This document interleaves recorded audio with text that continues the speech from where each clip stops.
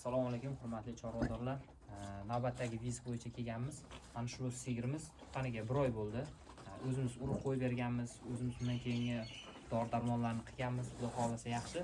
Egasini aytishi bo'yicha molda o'tini sutlashtirish, ya'ni yemini, o'tini yaxshi yemaslik kuzatilayotgan ekan. Hozirgi kunda hamda mollarda shuncha boshqa mollar kabi o'ziga vesini tiklash qiyin bo'lyapti ekan. Biz shuni aniqladikki, hozir tekshirishlar natijasida qornida, to'r qorinda metall jism borligini aniqlanyapti.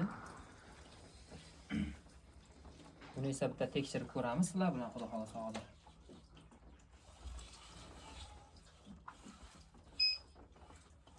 Mana ko'rib turganingizdek, mana shu qismda signal beryapti. Buni esa hozir biz magnitli zond yordamida olib sizlarga ko'rsatamiz, xudo xolasa.